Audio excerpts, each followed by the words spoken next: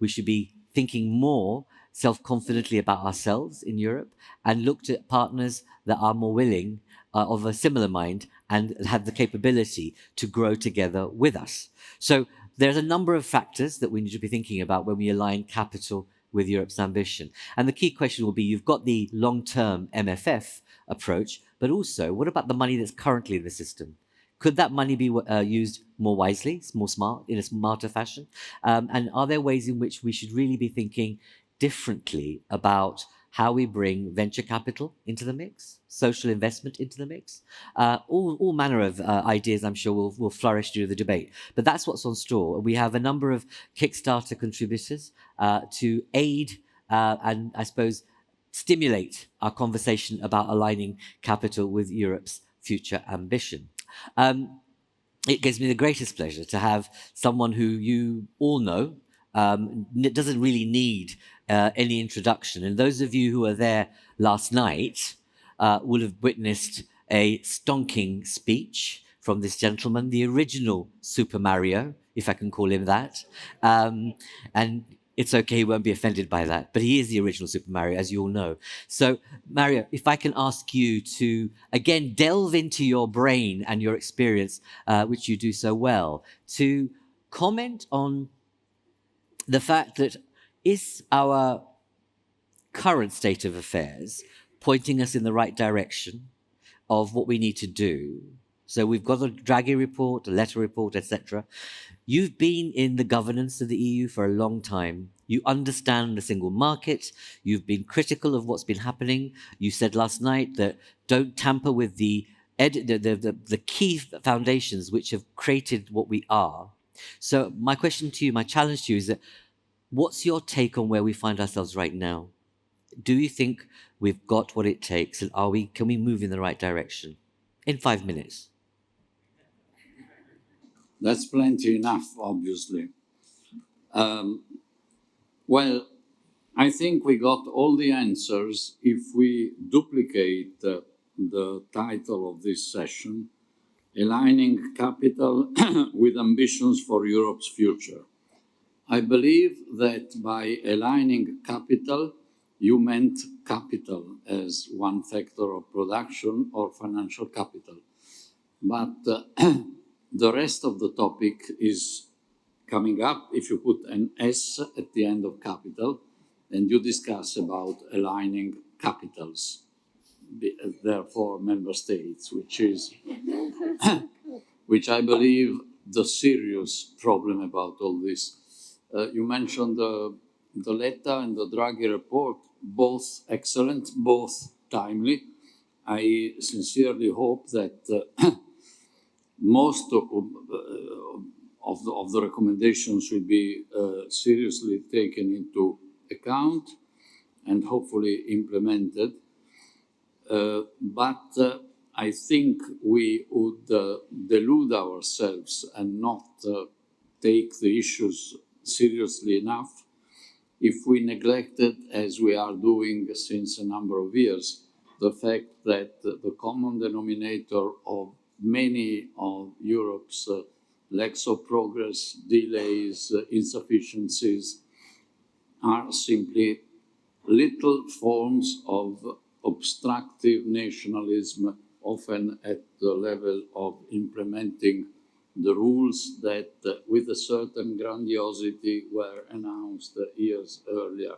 For example, if you ask the general public, do we have in Europe a banking union or a capital market union? Yes, because they've been announced.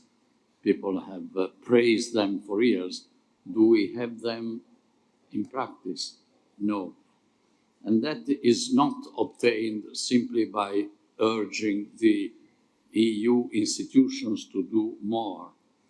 But I would urge the EU institutions to use more fully their duty, not just power, of being the guardian of the treaty. There is so much to be done in terms of infringement, repressing the behavior of member states and others who simply violate the rules. That, of course, is, in my view, the the red line throughout what needs to be done. Certainly, and the more we do that, in my view, the less staggering would be the figure of extra capital that we need, by the way.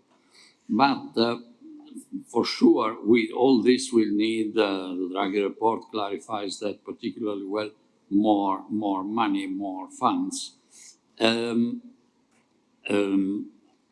What is probably needed is to put that into the normality.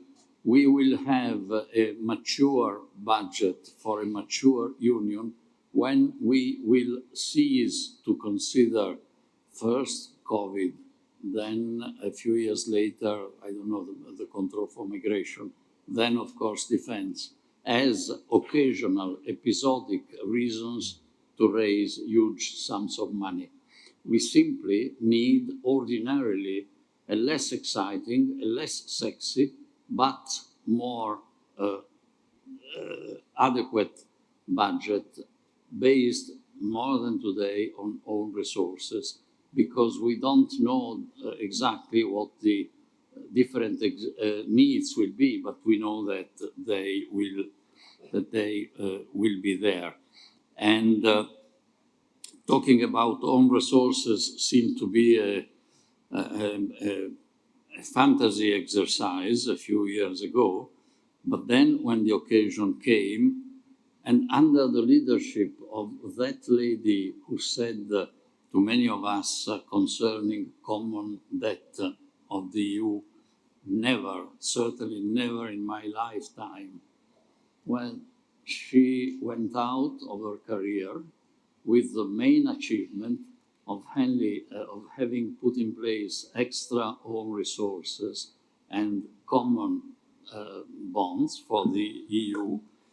Thank you. And common bonds for the EU, not only during her lifetime, but pushing them as the last act of her leadership in the rotating council under German chairmanship. So even German thinking can evolve if occasionally it were to evolve slightly less slowly. That would not harm us or them. For example, now, this is my last word, isn't maybe the formation of a new coalition and government in Germany, whatever it will be, an occasion to rethink, even by German minds, that financial constraint that Germany put upon itself of the Schuldenbremse, which makes no economic sense at all, but which cripples the logic and the behavior of Germany in financial matters. I think that is one of the things that, with a small change in Germany, would facilitate the advent of more rationality across Europe. But of course, the main topic is aligning capitals, and there a more vigorous and forward-coming European Commission will be able, in my view, with a good cooperation with the new president of the European Council, to put things in place and to deflect the growing micro-nationalism, which is doing a bit of harm to member states and a lot of harm to Europe. Thank you very much. Hold those thoughts. We'll come back to him, and I'm sure you've got questions that you will be raising in your mind as a result of what Mario's just said. I'm going to now move to a private sector perspective. And we have Annette, who's from Edward Life Sciences, Executive Vice President. Let me just make sure she is online. Hello. Thank you for joining us. Hi. thank you for joining us. I know you couldn't be here in person, but you'd like to have been. But thank you for making the time to be here virtually, if you like, and be able to engage on this discussion about aligning capital with Europe's future ambitions, or ambitions future, in terms of what Europe could do. There's been a theme running through this discussion about public-private partnerships, but to do them differently and not in the old-style way, but to think how the private sector can work very differently with the public sector. We know, and we discussed this earlier, that private sector invests more in R&D, research and development and innovation, than the public sector. And so there's a kind of a cycle here where innovation can attract capital, capital can attract more innovation. How do we make sure that loop continues? But more widely, just your thoughts on how a company like yourself would want to work differently and better with the public sector in the context of the various crises we're about to witness and have witnessed so far. Over to you, Annette. Thank you so much, Dharmendra, for welcoming me online. And I really regret not being with you in person today, but I was called away for last-minute business. And so now I'm talking to you from the beautiful state of California. The day after the elections. Wow. So it's my honor and really a pleasure to share some considerations from the private sector on how to align capital with the ambition of Europe's future. And for me, being an industry and leading a sizable business in Europe, Middle East, Africa, Latin America, and Canada for Edwards, who is an innovative medtech leader in the field of structural heart disease, I understand firsthand the difficulties of bridging ambition with the actual resources we have at hand. And at Edwards, we continue to invest 17 to 18% of our sales back into research and innovation, which basically is the double of most of the other companies in our sector. And our goal is really to save patients' lives, to improve their life, and to develop new technologies, but also invest in building clinical evidence, improving clinical practice, and at the end, truly improving patient outcomes so that we can bring value not only to the health of those patients, but to the overall healthcare system and society. And the reality that we face today is really a strong headwind when it comes to policies, regulations to adopt breakthrough innovation. And we discussed today that Europe, now more than ever, stands in front of important decisions. How to radically accelerate our green and digital transition, or how to protect our citizens from climate change, geopolitical tensions. All of these are critical. But allow me to add one additional challenge and maybe a different mistake. And the challenge that I'm talking about is a challenge that affects directly people's daily lives, that are directly affecting people's ability to contribute to society, and that are affecting the economy at large. Indeed, if you look at the demographic challenges that we are facing, they are huge. By 2040, 155 million European citizens may be over 65 years. And although life expectancy is continuously going up, there are still huge gaps when it comes to how many years men and women are actually living in good health. Because that's what counts.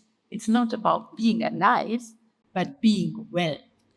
And today, if you think about the women, the life expectancy is 83.2 years in the European Union.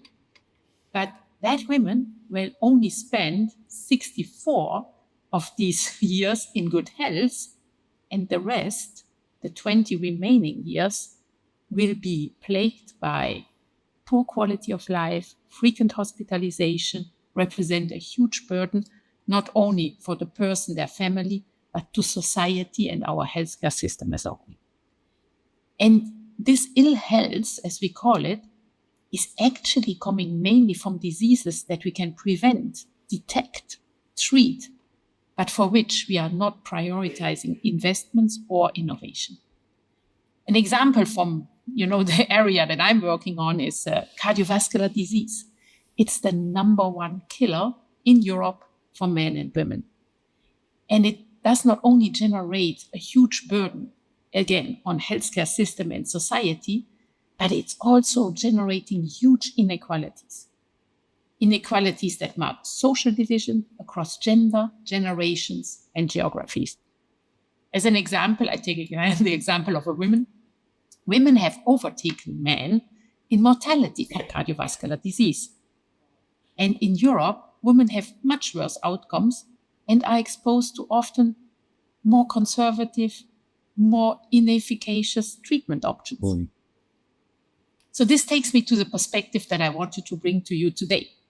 The role of innovation as an enabler of healthier and wealthier society. In other words, the role that innovation can play as an instrument to actually align capital and ambition. Coming from the innovative medtech space, I see a world of possibilities to accelerate sustainable change that does better for citizens, bring competitiveness back to Europe, and create well-being for society. So I'm convinced that embracing innovation should be at the heart of a renewed social contract. Europe has always been at the front of innovation in the medical space, the medical devices, science, and so much more. Through relentless research, risk-taking, and creativity in Europe, we have been the continent that has pioneered a number of technical and scientific breakthroughs. If I look at Edwards, a significant part of our business and our origin is really minimal invasive transcatheter heart valve technologies. What does that mean? Instead of in the past where you had to open the chest of a patient, have an open heart surgery to replace a valve, and then afterwards have weeks and months of recovery, today we can do the same procedure minimally invasively in maybe same day or one night of hospital stay, and patients are recovering immediately. But this innovation actually originated 20 years ago from Rouen in France, and that's where it came from. But if we look now fast forward, today the picture is much grimmer. Europe is no longer able to attract innovation and investments into medical science. Yeah. Data shows that medical technologies are brought to patients first now in the US, and then in Asia, in Japan, and then maybe at the third place, if things are going well, to Europe. And these challenges are multiple. They tend to generalize in other sectors beyond healthcare too. And what it brings is unpredictability and inefficiencies, lengthy regulatory processes, which really create and lead to disinvestments from industry, and a siloed budgetary approach leading to risk-averse decision-making. We see artificial separation appearing between public and private research, innovation, and collaboration. So how do we revert all of this? So my answer is to bring back innovation. Innovation is at the core to increase well-being, health, and to really improve the overall situation of our population. I think it will be a critical success factor to address our economic competitiveness in Europe. And I don't only mean innovation in technology, but I'm thinking about innovation in processes, budgetary decision-making, collaboration. And we need to drastically enhance these public and private partnerships. The objective of the public and the private sector are the same. We want to bring value to society, serve the citizens, and generate well-being. But in the decision-making, we seem to be opposed. And we need to do better in building synergies, having public and private work together to tackle Europe's pressing challenges. The European Public-Private Partnership Initiative, like the Innovative Health Initiative, are already good steps in this direction. But they are still small-scaled if you look at the overall budget. Indeed.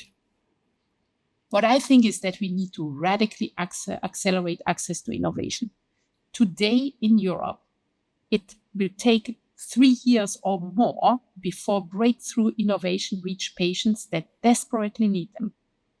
3 years of waiting, whilst knowing that these treatments are already accessible in US, Canada, Japan, Australia, and probably soon UK and Switzerland as well. So we need to be more straightforward and pilot and test, trial new approaches. We need to call for a reform of the medical device regulation that was put in place a few years ago. And we need to include a priority review pathway for true innovation in medtech.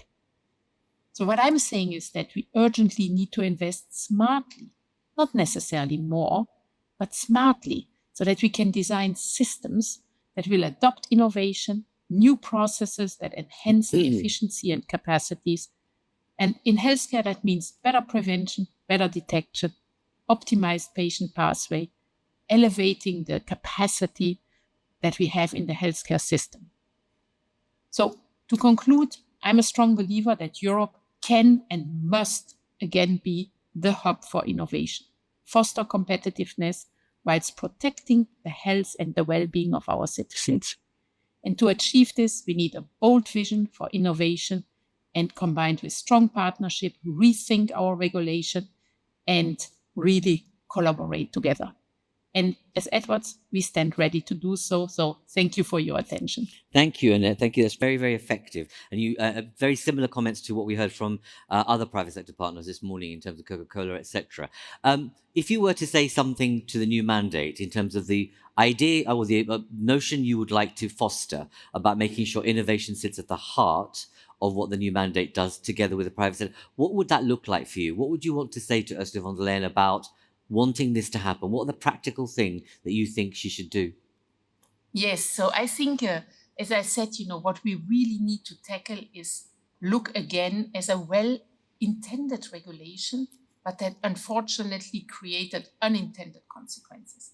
And I think we have an opportunity to address this, to reform it, and really, partner together to find new pathways so that innovation can come fast to Europe, that we are again number one, competitive, not only in providing better outcomes, but also attracting investment and being an economy which can flourish thanks to innovation and competitiveness. So that's really where I would start to tackle the issue.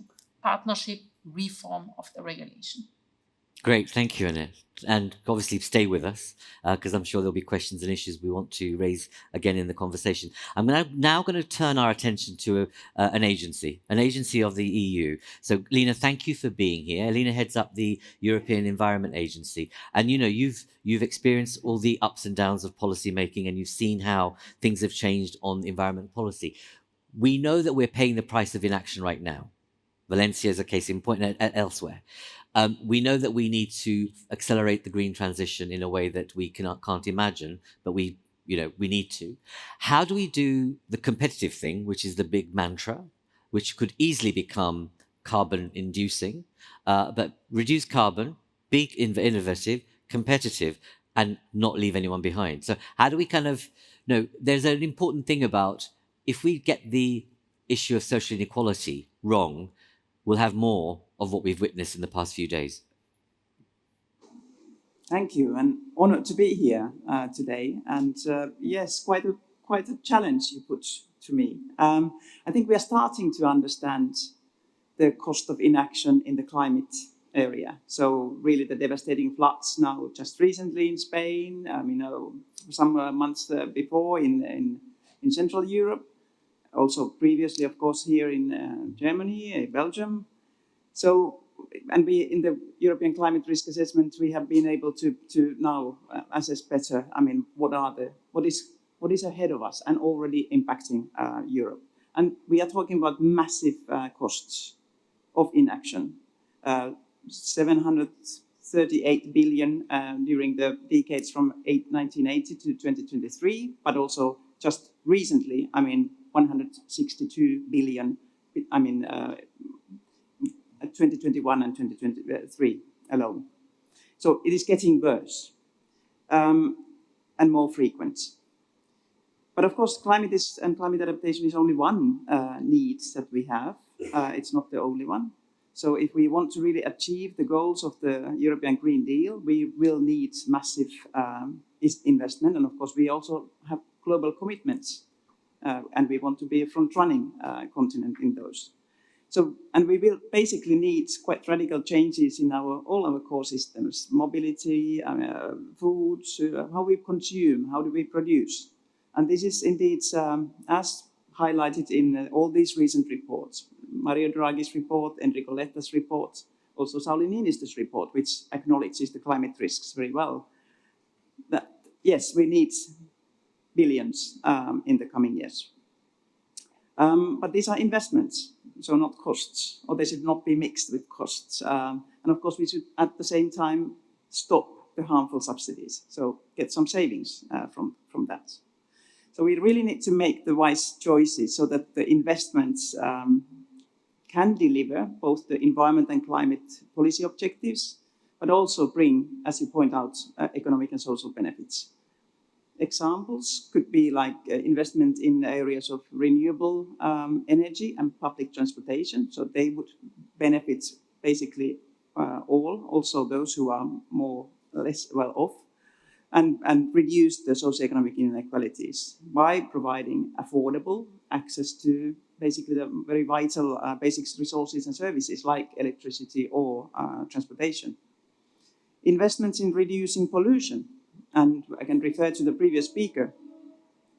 We can prevent many diseases also by addressing pollution. So really, we have just recently, today actually, published a report tackling pollution and energy poverty in reducing chronic respiratory diseases in Europe. And of course, with the aging population, this is becoming serious. We have to have a healthy children, healthy young people, healthy working age people. And of course, all this would help to reduce the healthcare costs in our societies, really preventing the problem before curing. But of course, as you point out, the justice and just transition, addressing the inequalities is really key. And I can take an example for example, the water security under significant pressure based on our recent reports, especially in the southern part of Europe, but also elsewhere, price of the water, but also really improving overall our water resilience can really bring also economic benefits and social benefits for those who are less well off. And of course, for sectors like agriculture, which is struggling with its own challenges, and industry, also key. Of course, also that there are regional inequalities. It's very clear now with the climate change, but also with the policy, even with the pollution, also with the so-called legacy pollution, still experienced, especially in the eastern part of Europe. There's really a lot that we have to address in the coming years. So we need to really build societal resilience, and it needs to be also built in these converging challenges of economic, social, geopolitical, environmental challenges, which really create now systemic risks to the world as we know it. So we need, let's say, cohesive and coherent policy making, so that all policies, from climate, environment to economic, labor, markets, social policies, they need to go into the same direction towards the sustainability transitions that we would need. And we need to make the wise, right investments also in the social sustainability and justice. And if we manage to do that, I believe that the benefits, the returns will be high. It sounds like nirvana, by the way, but never mind. It sounds like nirvana, but never mind. Yeah, well, but it's this is our task as an agency, is to bring the knowledge and also the solutions that many regions, many municipalities, many countries are now putting in place to find the solutions to climate adaptation, to water resilience, to prevention of pollution, and hopefully in many cases actually finding synergies between these different environment and climate goals, and taking into account the social inequalities, not to worsen them, no maladaptation, for example, but really trying to find the wise solutions. Thank you. Thank you. But it goes back to Mario's point that we need to align the capitals on this agenda if you're going to get coherence. And we have a number of member state politicians in the room here, which I'll call upon. And if I don't call upon you, please put your hands up, because I'm really interested in your views of creating this coherence across the EU. And obviously Mario's point about aligning capitals. I'm now going to shift our attention to someone who's a very well-known academic, an economist who has been in the realms of looking at Europe and its economy, as well as other things, written widely, extensively.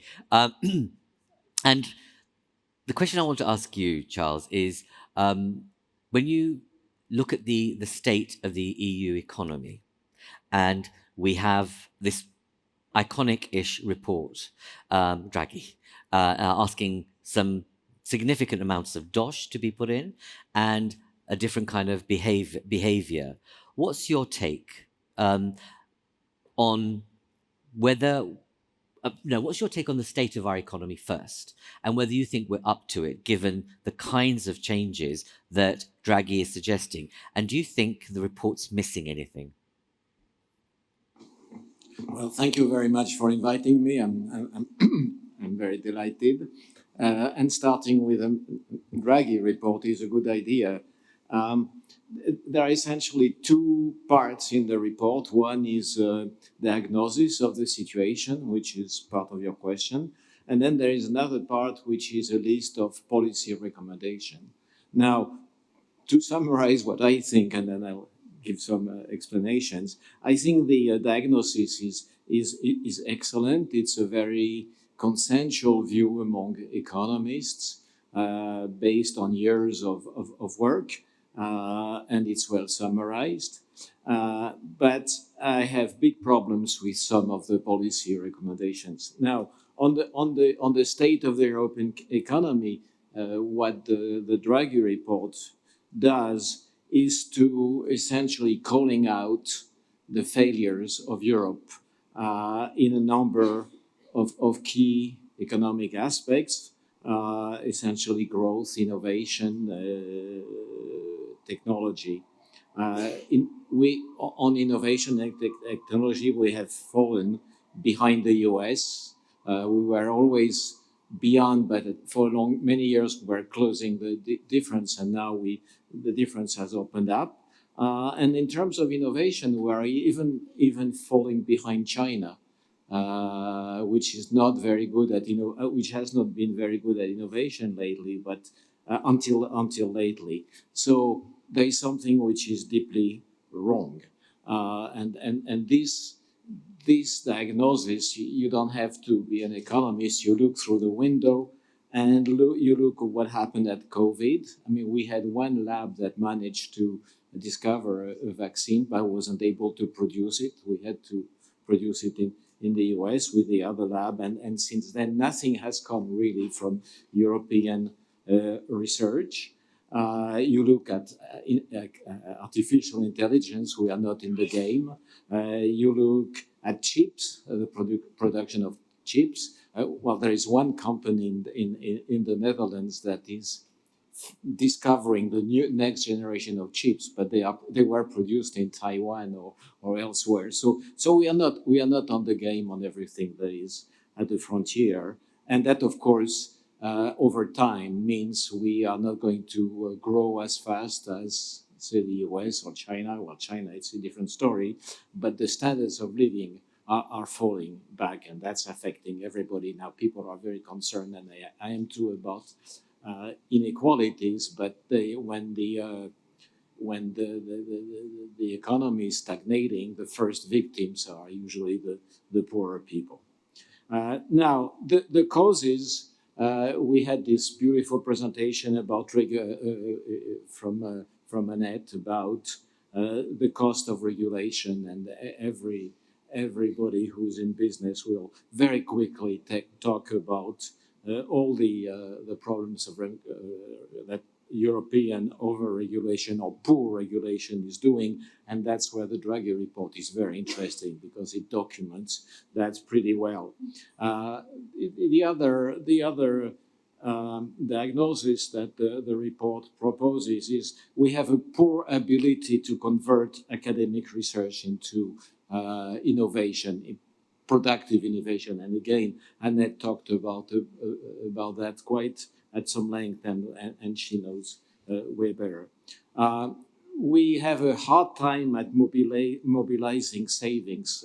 Europeans save more than the Americans. So there's a lot of money around, but it doesn't seem to go in the right places. And finally, what the Draghi report, I think, is talking about is the problem of fragmentation. It's been mentioned before today here. We are 27 countries, and each one has its own set of explicit or implicit objectives. Each one wants to have a champion in each industry, and so on and so forth. So that's not working. Now, what does the Draghi report proposes? Well, it does propose less regulation, and I'll come back to all of that.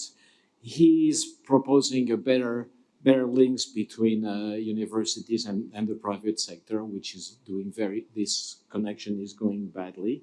And that's where I disagree. He proposes 800 billion to be spent on industrial policy. Okay, so why I disagree with that?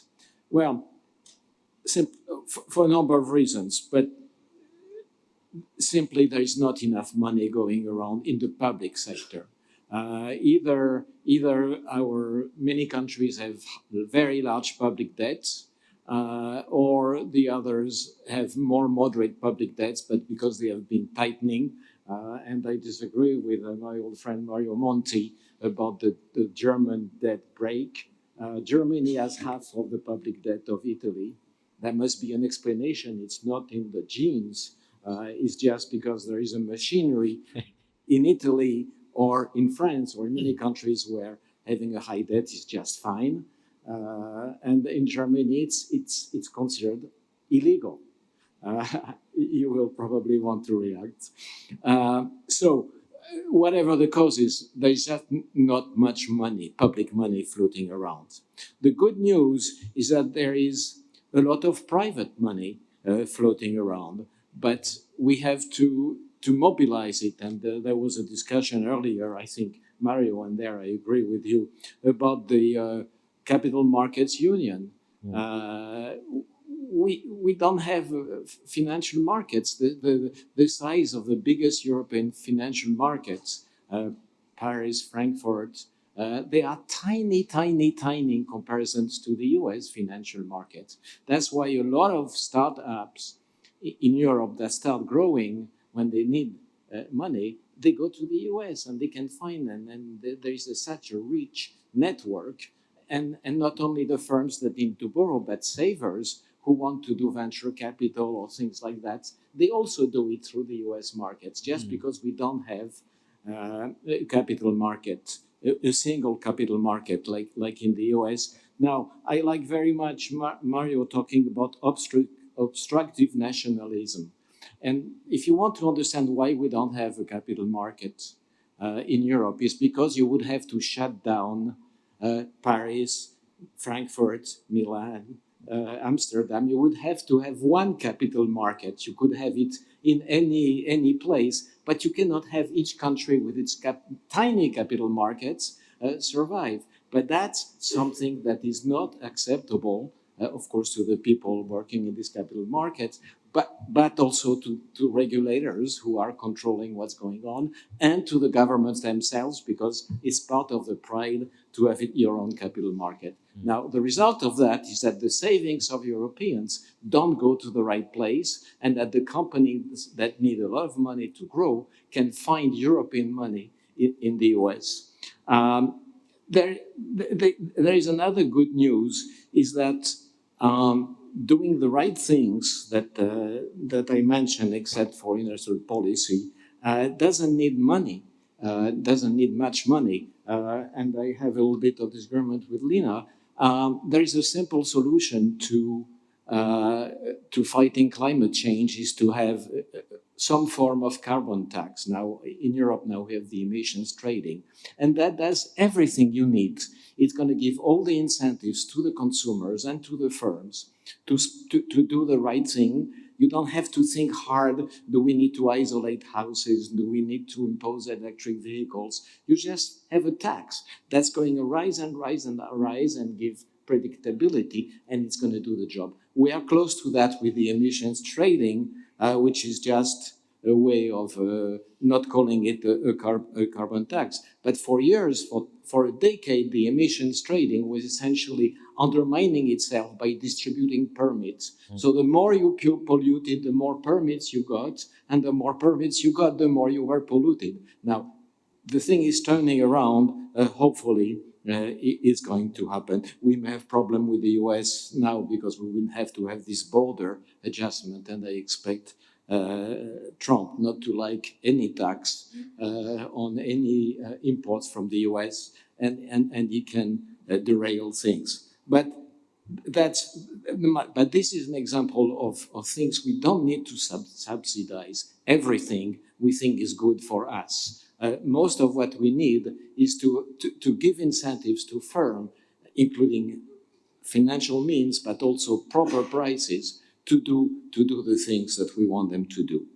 Now, let me just finish on a little bit more of a provocation. We are living a period of exceptional challenges. We've talked about climate change, but of course, there are all these geopolitical threats and the war in Europe. This is big. We have enormous acceleration of innovation in biotechnologies, probably in the digital world, and we have fallen behind that. So we need to face all of these things, and it cannot be business as usual. It's just not possible to have all the politicians and the administrations, and everyone is going to make an argument for his or her own cause, saying we need more for this, we need to do that. It's got to be changed. Now, let me just leave you with one observation. First, cutting regulation is free. Not only it doesn't cost anything, but you can get rid of a big bureaucracy that is inventing new regulation and creating all the means to control the regulations that they create. So that's saving money. Now, the Commission has a nice budget. The sad part of it is that 2/3 of the budget, basically all that it spent, is essentially useless. The common agricultural policy, I don't think many people want to stand up and say it's great. It's a waste of time. It's 1/3 of the budget. Now, all the regional policies, I know some people here will decline, but these regional policies have been in place for decades. Now, in my field, in academic economics, there have been studies and studies and studies trying to detect what good these regional funds do. And the answer, at best, zero, and probably negative, because it creates all sorts of bad incentives. Now, you can free overnight, if there is political will, 2/3 of the Commission budget. The last third is the administration itself. And that's quite a bit of money. And if you need money for some good causes, take it from where the money is being wasted. Now, it's been discussed for years, these things, but in the very extraordinary period we are living through right now, because the threats are enormous, if we don't shake what we've been doing for the last decades, we are not going to make it. Thank you. Charles, thank you so much. You know, in these last 3 minutes, you woke everyone up completely. It's great. Thank you very much. And thank you for being brave and bold. People might say, because you're an academic economist, you can say what you just said about the budget. It would be seen as being blasphemous if you're in the Parliament or the Commission, potentially. But let's take some reactions to what we've heard. There's a gentleman over there who's obviously quite keen. But I'm also going to turn to you, Antonio. I'd ask both of you, are you obstructive nationalists? No, go. Please introduce yourself. Okay, Dragos Puslaru. I've been privileged to be the co-rapporteur, the negotiator of the European Parliament on the Recovery and Resilience Facility. And my plea is we just need more Europe. That's the solution. We don't need to reinvent the wheel. We have been able to put instruments such as the RRF forward. And when we were negotiating the RRF, we've been confronted with the nationalism and the different position of member states. From the beginning, the RRF was thought by several member states as a cash machine, not necessarily as an EU tool for reforms or raising ambition. The Parliament has entered with the support of the Commission, and through the interinstitutional negotiation, we have right now what we have, successful instruments focused on reforms and investment that has actually provided a way through the COVID crisis. But the problems have been in the negotiations very well highlighted. We ask, for instance, from the Parliament that more money should be put in what is called cross-border or common EU policies, projects and funding. And this has been rejected by the member states, that they say that they want to deal with the resources on their own. So this wasn't the negotiations. This is the lessons learned. Right now, only a small part of the overall amount is spent on common cross-border projects. Second, we ask for leverage on for the private sector in the negotiations. And this is not so well known. If you look at the regulation, you will have the option there, because we couldn't make it a mandatory thing, but the member states have the option to put money into the InvestEU framework. This has not been used by member states because the member states just paid bills and use it as a normal budget resource. But we were actually thinking in leveraging private sector. In several member states, the RRF money is less than 10% dedicated to private sector, 90% dedicated to public investment, and so on and so forth. What is the lesson? We can use the same instrument, but leveraging more the private sector to using EIB, EIF, and so on. And this was a normal thing to do, to leverage the things that are working on our markets. Third thing, transparency. We ask from the Parliament side, saying that this is a very important thing for evaluating the result, full transparency in terms of how the expenditure will go. We are still struggling right now, and the European Court of Auditors is hated by all governments in asking, resource by resource, what is there. And we don't have a framework at EU level on how the RRF money is spent. This is a crucial lesson if we want to have the confidence and the trust of the EU citizens and governments alike that the money are well spent, then you need to do that. And I would like to end, of course, I am a great admirer of Professor Whitlow's work, but I disagree. I do believe that there is a complementarity in between cohesion investment and RRF type of instruments. Cohesion is supposed to be based on subsidiarity and, bottom-up entrepreneurial discovery and so on, whereas the RRF is more about the ownership of the governments in a pan-European setup. So I don't see an either-or thing, giving up to cohesion. I disagree with the fact that cohesion has zero economic development, but that's another debate that we may have. And last but not least, I do believe that capital, as saying aligning capital with ambitious Europe future, is not only financial, but also human capital. And this is actually crucial for the development that we need to do, given the demographic crisis.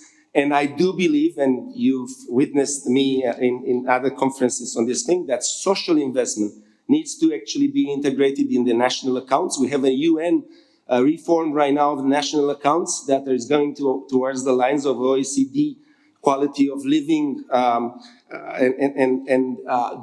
things that are more related to social. And I do believe that there's a wonderful opportunity to come up, not just with the things that we have not achieved yet, as Mario Monti mentioned, the things that are there in terms of ambition, but we have not achieved, but also, highlighting the ambition to not to talk about silos anymore, financial market and social separately, but to deal them together as the RRF suggested with the pillar structure. So in my view, again, it's about more Europe, delivering of what we've promised, and not necessarily reinventing the wheel of coming up with new things that have not been tested. We do have right now the right instruments and the lessons, and the fact that we've been discussing while negotiating the RRF about these things should serve us as a very good basis right now for being successful in the future. So thank you very much for highlighting these issues here. Thank you, Dragos, for being so forceful. But tell me something. Is it the Parliament that's dragging its feet on not creating the transparency about the spend on the RFF? Because it's a bit shocking that I remember interviewing Geert-Jan Koopman at the time of the launch and then a year after, and I said, how are you going to evaluate this? And we were told there's a whole system being put into place, there'll be reports to Parliament. What's gone wrong? I believe that Celine Gauer and the team at the Commission have done a wonderful job, but this was more or less in a constant fight with the member states in actually getting towards the final beneficiaries. Because if you just keep the money, reporting the money at the level of intermediate beneficiary at governmental level and not understanding where the money is reaching in the final beneficiaries, you have an issue with that. I don't believe that we have an interinstitutional issue of Parliament fighting the Council or whatever. I believe that member states have not yet understood that fragmentation, well described in the Draghi report, is also the fact that you need common projects. You need common procurement. Sure. You need things that will unite us and not divide us, because otherwise you cannot expect a stronger EU if you are not pooling resources and do things together. This is actually, 101 of economic development, if you want to follow up. Sure, but it's a chicken and egg situation, isn't it, as we've heard? It's about political will. Where there is a Mario said, will, aligning capital. there is a way. Thank you. Absolutely. Thank you for that. I'm going to come to you, Antonio. I won't repeat it, but I meant it for effect. That are you a national? Are you an objectionable nationalist, or not an objectionable nationalist? But are you objecting to things that are common? But what's your take in response to what Charles has said about the budget? But also, you've referenced before in the first session about the need to create some sort of win-win situation between subsidiarity and sovereignty and an EU-wide approach. What's your response? Yeah. So starting with the private funding.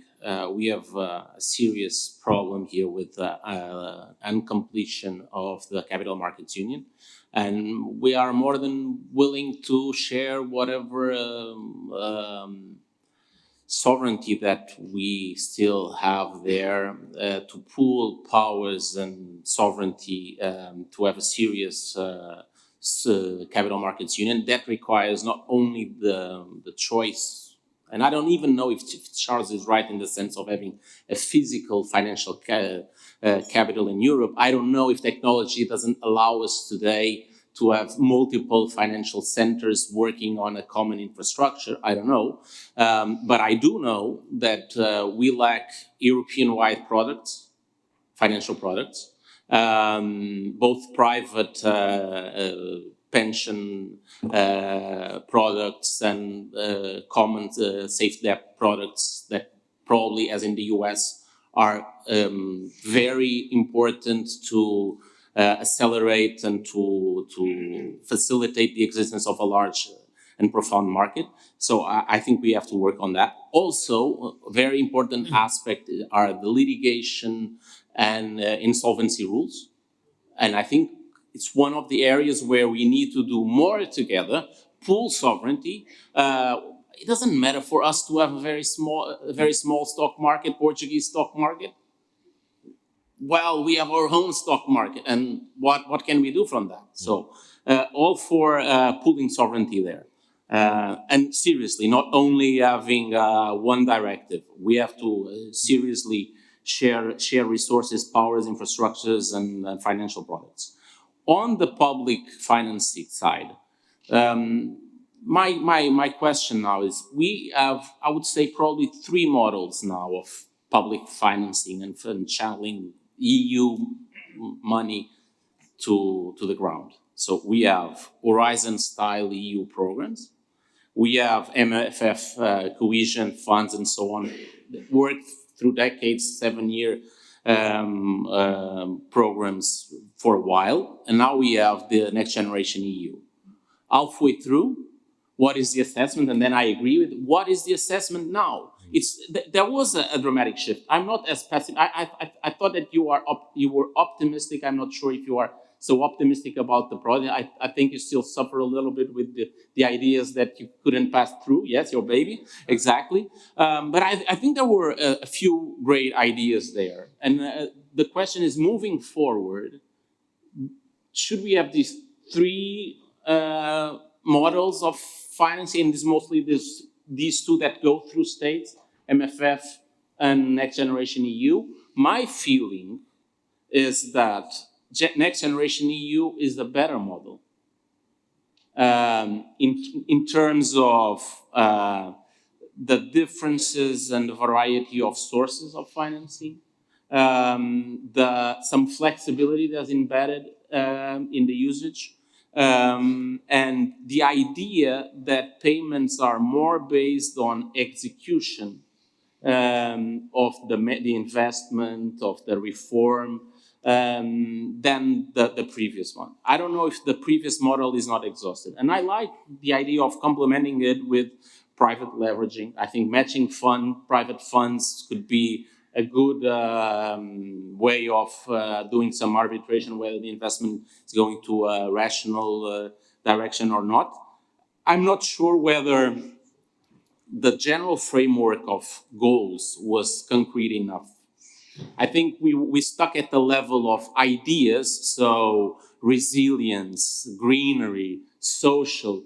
It was not enough to build and to connect with the idea of European competitive advantages. I think if you could narrow it down a little bit further, we could stop there. And then, final step, then get rid of a lot of European bureaucracy. You have Habitats Directive, Resources Directive. Just to say this too, Margaret Vestager today answered to me that, but you have people that are concerned with birds, and you have to have an administrative procedure to let that people speak. And I say, well, I think there's the case of adjudicating that conflict at a legislative level, and then stop. Because we are so concerned with birds, we don't have that renewable farm producing. And then we have climate change, and then we have many more birds killed and many more people suffering. And so I would say to environmental agency, I know that you are well-intentioned, not in you individually, I truly believe in your intention, but I think there is this addiction. I believe so much in this interest, sectoral interest that I have. I need to put, and states as well, I need to put my mark in this directive. And that is hindering the capacity to use these public schemes of financing. And if we want to make them work, get rid of that regulation and the money would flow faster. Thank you. Thank you for being bold. And as I said to you, I hope you're having these conversations with your peers in the ministerial network so that we can get it kind of bring it out. But in terms of this report, one of the things that we suggest is that we should pool all those big funds together into one fund of funds, because it's there's a level of complexity, administrative bureaucracy, and actually, what does it serve by having these three different models? Why not pool them all? But that's an idea of ours, and I'm sure people will have reactions to what you've said and whether they actually think it's the right thing or not. And I can see there you go, John. Please introduce yourself. Honestly, right, I went last week to a consultation in the neighboring village to the village I live in Bourgogne in France about the building of a wind farm, right? Your bonfire of the regulation is legitimate protection for nature in those circumstances.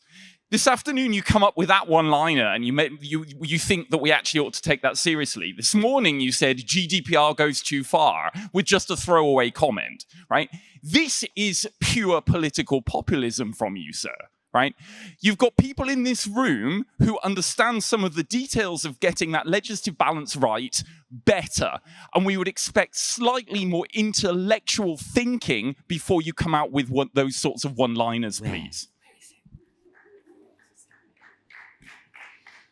This is a space for open discussion. So it's good. No, I won't make this a kind of right to reply type stuff. John's has had his air time and expressed himself, which is great, and we can think about it. Now, some of you might agree or disagree with him. There you go. But let's not just make this a ping pong. We have other people who want to contribute, I believe. Who have I? Yes, I'll bring you in. Anna. Only a few words. I would like to respond to what Annette said about innovation and what we invest and how we invest in innovation. And I think that three issues. The first one is regulation. We have already discussed on this. The second one, and the most important in terms of politics, is how we unify the research, technology and innovation policies, because we have a horizon, but there are no results, at least the results we wanted. And the third issue is our universities and research centers. So I think there is the big difference with the United States, because there is no ecosystem, there is no European ecosystem which can support students, professors, by venture capitalists, by angels, in order to support them to present or to produce products, ideas, innovative services, etc. So I think there is a lot of investment, but we do not have the results that we need at the European level. Thank you. And I can see you on screen, Annette. If you want to come in, please do let me know, raise a hand or something, because I can't see all the time. I know that they're here. And then, Nicholas, I'll bring you in a moment, but there you go. Please introduce yourself. Thank you. I'd like to react to this discussion, starting with your introduction, the introduction made by Mario Monti.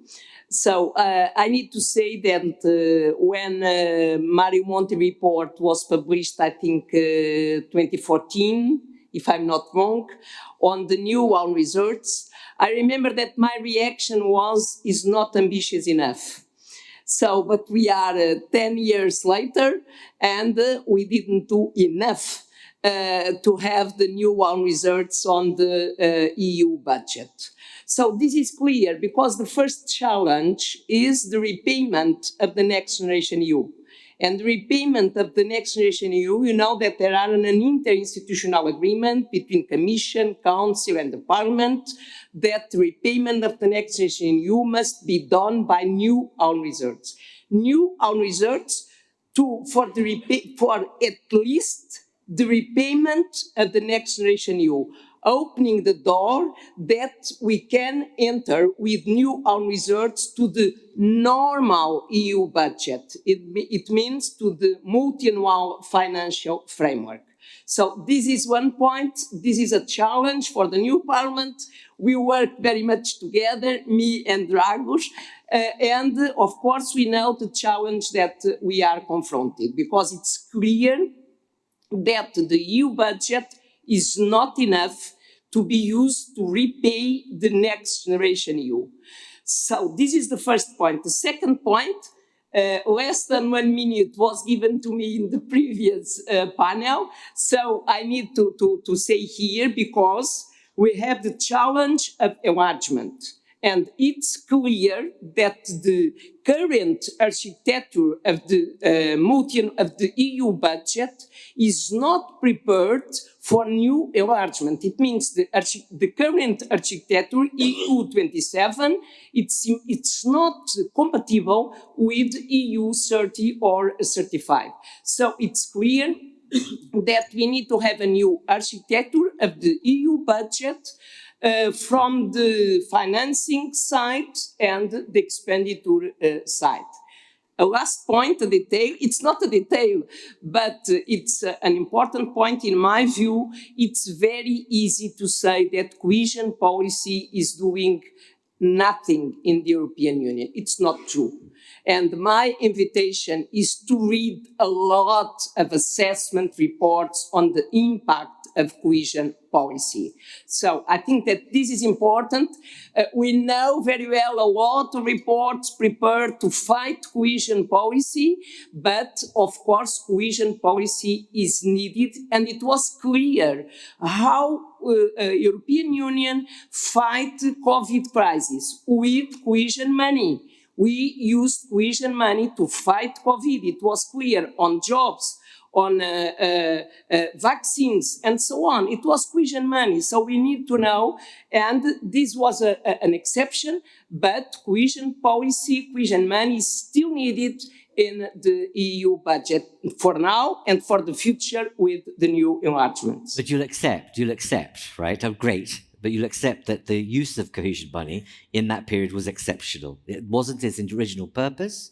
It was to bail out the fact that you had no money elsewhere. But if you were to say to somebody, and this feels like a cruel question, is that if you were to say, you said there has been impact of cohesion policy, how would you communicate that to people out there? What's been the impact of cohesion policy? Yeah, it's a good question. The stars in front of the projects are not enough. So I agree with you. We need to have, and I think that something is already done, finally. But we need to explain how important cohesion policy is. Because it's not charity, it's not to distribute money to countries, it's to act and to deliver. And maybe what we need is to show better what is delivering, what is supporting by cohesion policy on infrastructures, for example, on training, on jobs, on innovation, on investment. So we can do the list where that... Sure. As I said, it's a cruel question in a sense because you've got Charles saying, nah, it's zilch. Their assessments from an academic point of view, nah, nothing there. And I can understand that some of you will say, no, it's had a huge power and huge effect. But at the end of the day, the EU has to step up on its communication of being able to demonstrate the value of the European taxpayers' money, especially when times are tight. And so I get your point, but I think this one requires a broader, bigger debate. So 2 or 3 of you want to come in. So Nicholas, very briefly. Annette, I'll bring you in too. Mario wants to come back in. And I know that we have the EIB here, so I might pull up on you as well, please. Hi, my name is Nicholas. I'm a tech entrepreneur. I'm applying AI to optimizing waste management. So I have absolutely no conflict of interest with agriculture. And I had a question for Charles. I don't understand when you say that agriculture isn't a pro-growth part of the budget. I don't see how we can achieve food sovereignty. I don't see how we can achieve the green transition, reducing the budget of the common agriculture policy. So that's a very naive question to you, and maybe one. But is that a deliberately naive question? Do you have a view on that? Because there's a lot of questions about how it's stacked up, the cap, and those people who are, let's say, the middle of the ladder of farming don't get the benefits. It's the large stakeholders that get most of the dosh. Is the argument that's been made? I used to be an elected official in a very rural area in France. And so I'm a Frenchman and I love to eat. So yeah, I do have an opinion on that. Obviously, yeah, the common agriculture policy is feeding a lot of very fat farmers. We should probably refocus this on, I would say, poorer farmers and probably on more sustainable stuff. But that's reallocating the budget. That's not saying that it's not a pro-growth budget. Okay. And I actually had a second question. Very briefly, though. Very briefly. Public tenders. I can get a meeting with any investor on the planet in 10 minutes because I'm doing AI. So they all want to invest in my startup. And then I get into the meeting and I say, hey, I apply AI to waste management. And all of a sudden, well, they are not so interested in investing in my company. Why? Because if I try to enter this market, all my clients will ask me for my last 3 balance sheets, fiscal years. I got created last year. How can I show you my last 3 fiscal years? And that's regulation, that's tenders. So how can we unlock some capital by reforming? But that question is about risk taking, because someone's going to have to ask for some experience base rather than just throw you the dosh. But they do it in the US. They do it in the US very well. Yeah, I know. They have some amazing investments in water, in waste management, in electricity from startups that were just created 6 months ago. Okay. And they achieve some results. Thank you. No, thank you, Nick. Annette, you've been waiting for some time, and I will come back to some of the others if you want to respond. But Annette, back to you. Yeah, no, I thought it was a fascinating debate, and there was a couple of things that I wanted to comment on.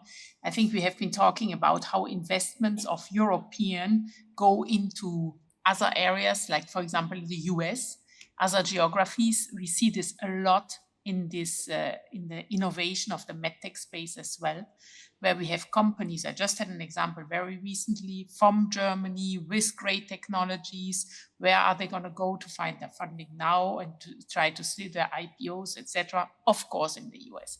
So my point is that I think we have an opportunity, as I said before, to create a virtuous circle, embracing policies, regulations that facilitate innovation, that will bring back funding, that will include public and private partnerships, working with the universities, enabling more funding for universities that then can benefit again to drive new innovation. So I think there is an opportunity now to really focus and rally to make a change and create a virtuous circle that will have multiple consequences and tackle many of the issues that are being discussed here.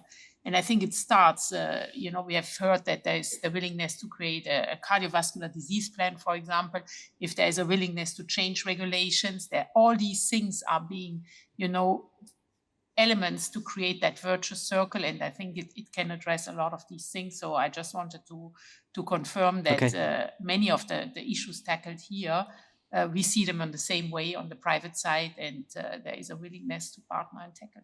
Indeed, it's about the art of conversation and bringing people together around the table that could actually solve so much. Kim, if I can come to you, from European Investment Bank, what's your take on this debate about innovation, funding, investment, and making sure we get more bang for the buck, but getting better collaborative practice between private and public sector?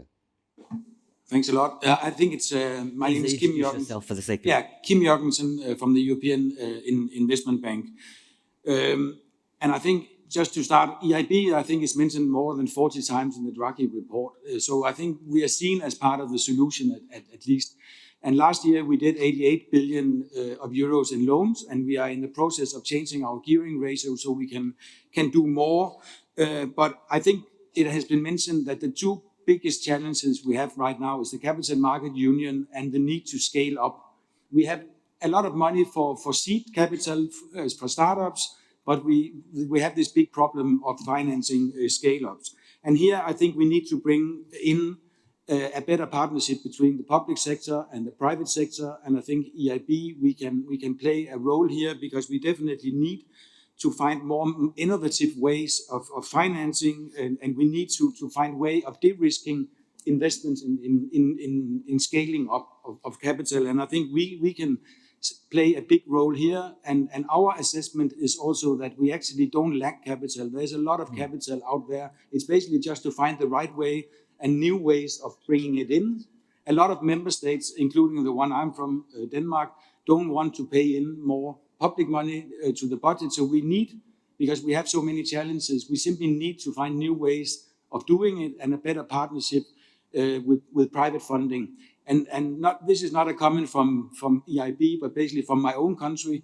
We in Denmark, the government are still negotiating something called a three-party agreement to basically change agricultural farming land to bring it back to nature, to forest and other things. And here they have concluded a completely new model where the Novo Nordisk Foundation has paid in 10 billion Danish kroner, that is 1.5 billion of euros, into a public policy agreement with the Danish Parliament, which is something completely new. I know this is a specific model you have in Denmark, but if we can bring in some of the pension funds and private foundations in a better way in the strategic direction, and that I think we would need to look at that for the next MFF. But in terms of, just briefly, you say you could play a role in this. Is that the role you can play? Is to be able to facilitate this kind of innovation? Or what do you need from the Commission to be able to play that role? I think we can definitely play a role. It's clear that the Commission will play a key role. The Commission will need to be the steer, but I think we need maybe a little bit less control from the Commission in order to bring in these private sectors who actually see us as a partner, one potential partner at least. Okay, and it's clear that we don't make use of special purpose vehicles in the way that other countries do. You can create co-investment endowments and foundations in a creative way that could bring public-private money together, but we don't do it. So I now have only literally 7 minutes or so left. Mario, you wanted to come back, so I will absolutely privilege you. Yes, thank you very much.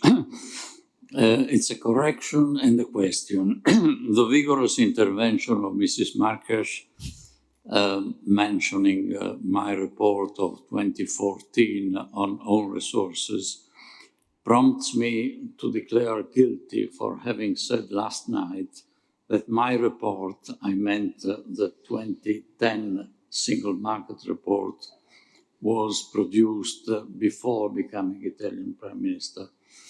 But you are right, the other one was produced after I had been. So this gives us a new methodological breakthrough, because it's a bit simplistic to speak of reports of former Italian prime ministers, with the difference that for those who have already been prime ministers, alas, they can no longer have a pre-prime minister report produced. To Charles, maybe I misinterpreted, but you said, I believe, that you disagree with me in the sense that there are merits to having a budgetary constraint of sort. I totally agree. I spent my life trying to do that in Europe and in Italy. All I was saying is that whereas the previous constitutional budget constraint was more or less a golden rule, the new one, extreme one, introduced in 2009, the Schuldenbremse, simply prohibits debt without any regard to what is behind that debt. But on the principle of budgetary constraints, thanks God and Germany that Europe has got some. Thank you very much. I'm going to, because I really need to wrap up. Lena, do you want to come in and any comments, or are you okay? And then obviously Charles, go on. Very briefly, I think I need to comment on the deregulation and warning about the risks. We have been hearing about the calls for more Europe, and somehow I don't think that it goes without some regulation. So I mean, and even birds, happy that member states might end up anyway protecting them, and hence we would not have the internal markets that I believe many of us, most of us, want to have. So more EU normally means also, perhaps unfortunately, some regulation. Not for me to decide what regulations are to be made or what should be deregulated, but definitely legislation plays a role also in the future, I believe. I also believe that some sort of funding for the regions, for the municipalities, which are now struggling with, for example, with the climate adaptation or have just been devastated by floods, there needs to be some mechanisms. But yes, maybe other pots of money, big pots of money like CAP. I referred to harmful subsidies. Maybe there are places where we can really redirect at least significant number of money. And cross-border collaboration, really, a key also for learning from each other on the solutions in the sustainability transition. So really would like to encourage collaboration at all levels between cities, regions, and countries. More EU. Thank you. Okay. Charles, again, very briefly. Okay, very briefly. I just would like to repeat that we should be very, very careful, given the state of our public finances and given the dramatic situation we are in, to think that the solution to most of the challenges we have will be to spend more public money. We won't have this public money, so we have to start thinking about how to fund the public challenges that we face. So what I'm saying, a big chunk of that doesn't need public money. Another chunk of that will need public money, and we'll have to find it somewhere. And I just like to comment on the Next Generation EU that everybody says it's a great example. It has some benefits, especially in the sense that it's conditional. So if you don't do what you committed to do, you don't get it. That's a big progress for the Cohesion Fund, relative to the Cohesion Fund. Now, the Next Generation EU is not funded. It's supposed to be funded by own resources, but you and I know that these own resources will not show up. Okay, so at the end, it's going to be largely, not all of it, but largely the public debt of existing governments, many of which are over-indebted. So that's not a good model. And in fact, when you teach about budget, the first rule is if you have a spending, you have to know where the money is coming from. It can be paid for by the tax system, it may be borrowed, but it has to be clear at the beginning where is the money coming from. And Next Generation EU is violating this very fundamental rule. So I don't think it's a good example as we go forward. Thank you. And in our document, which I keep on invoking, if you go to the policy choice on accelerating carbon reduction, there's an example of where the Commission's been really enlightened about carbon tax. It's the European Council that shelved it, unfortunately, and said, no. So, you know, there are solutions there, but it's a shame this can't be brought back because it's an ideal solution, as you just suggest, in terms of moving forward. I need to wrap up, but Francesca, I'm going to allow you to have the last word, if I may. Because we pride ourselves on diversity. And I mean that in terms of you are an author, a well-known. Please introduce yourself because it's great to get different voices into this debate. I'm Francesca Cavallo. I'm a book author and a publisher. And I had a long experience of having a media startup in Silicon Valley. And one thing that I want to say is that, yes, I moved to Silicon Valley and I was able to scale my company really fast. But every morning as I was heading to my office with ping pong tables and video games and the entire startup starter package, I saw people living in tents in the street that I was walking to go to my office. So one thing that we should all take into consideration about the American system that has been, referred to quite a lot today is that inequality is not a collateral effect of the deregulation in the United States. It's by design. So one thing that is not often talked about, but is absolutely outrageous, is that one child out of 5 lives below the poverty line in Silicon Valley. So this is something very important when we talk about this. And one thing that I learned after moving back to Italy and being frustrated with the slowness of everything else that, compared to my experience in the United States, is that a safety net that prevents people from falling very fast is the same thing that prevents people from going too fast when they're rising. So in a way, I think that a little bit we need to accept that we are going to be a little bit slower when we are growing, because that's the same kind of protection that protects us from falling very, very fast. One last thing.